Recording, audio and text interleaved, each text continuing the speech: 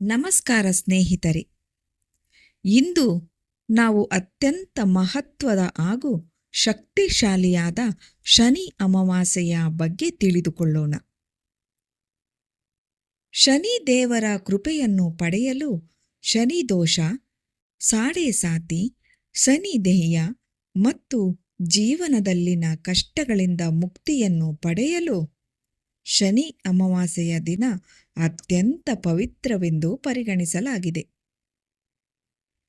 2026ರಲ್ಲಿ ಶನಿ ಅಮಾವಾಸ್ಯೆಯನ್ನು ಮೇ 16ನೇ ತಾರೀಕು ಶನಿವಾರದಂದು ಆಚರಿಸಲಾಗುತ್ತಿದೆ.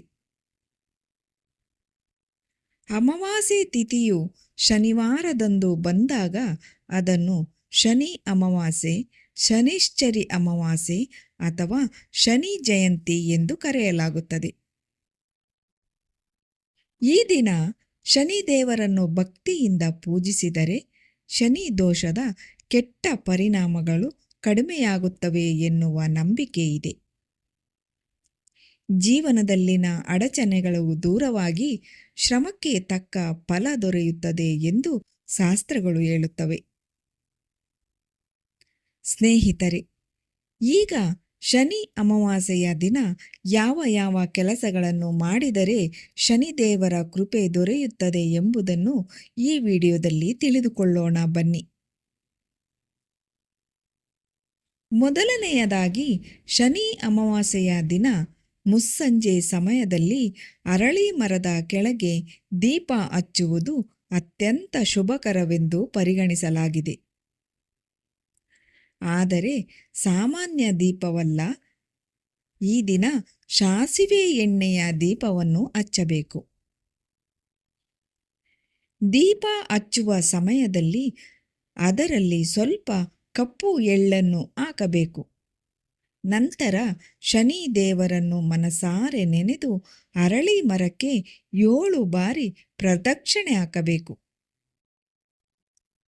ಹೀಗೆ ಮಾಡುವುದರಿಂದ ನಮ್ಮ ಮೇಲಿರುವ ಶನಿ ದೋಷ ಕಡಿಮೆಯಾಗುತ್ತದೆ ಎಂಬ ನಂಬಿಕೆ ಇದೆ. ಜೀವನದಲ್ಲಿನ ನಕಾರಾತ್ಮಕ ಶಕ್ತಿಗಳು ದೂರವಾಗುತ್ತವೆ ಎಂದು ಹೇಳಲಾಗುತ್ತದೆ. ಇನ್ನು ಎರಡನೆಯದಾಗಿ, ಶನಿ ಅಮಾವಾಸ್ಯೆಯ ದಿನ ಆಂಜನೇಯ ಸ್ವಾಮಿಯನ್ನು ಪೂಜಿಸುವುದು ಅತ್ಯಂತ ಫಲಪ್ರದವಾಗಿದೆ. ಹನುಮಂತನ ಭಕ್ತರನ್ನು ಶನಿದೇವರು ಕಾಪಾಡುತ್ತಾನೆ ಎನ್ನುವ ನಂಬಿಕೆ ಇದೆ. ಆದ್ದರಿಂದ ಈ ದಿನ ಆಂಜನೇಯ ದೇವಸ್ಥಾನಕ್ಕೆ ಭೇಟಿ ನೀಡಿ ಹನುಮಾನ್ ಚಾಲೀಸವನ್ನು ಭಕ್ತಿಯಿಂದ ಪಠಿಸಬೇಕು.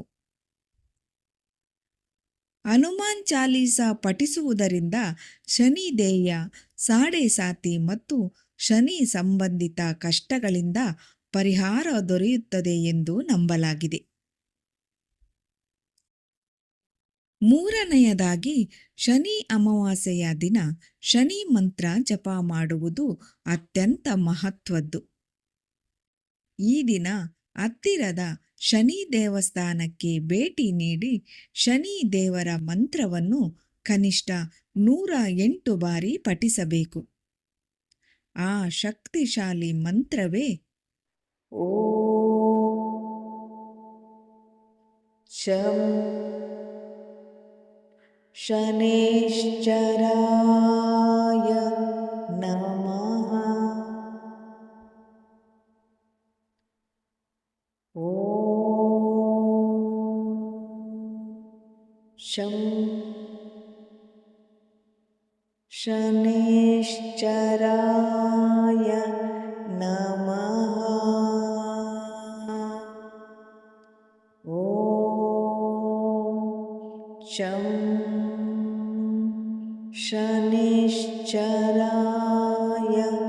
ನಮಃ.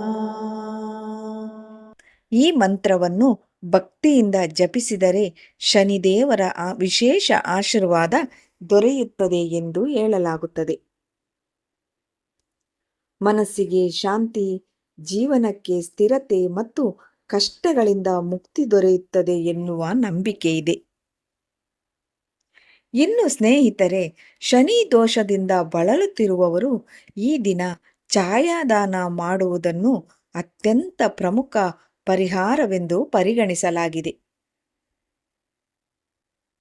ಒಂದು ಕಬ್ಬಿಣದ ಅಥವಾ ಕಂಚಿನ ತಟ್ಟೆಯಲ್ಲಿ ಸಾಸಿವೆ ಎಣ್ಣೆಯನ್ನು ಹಾಕಿ ಅದರೊಳಗೆ ನಿಮ್ಮ ಮುಖವನ್ನು ನೋಡಬೇಕು.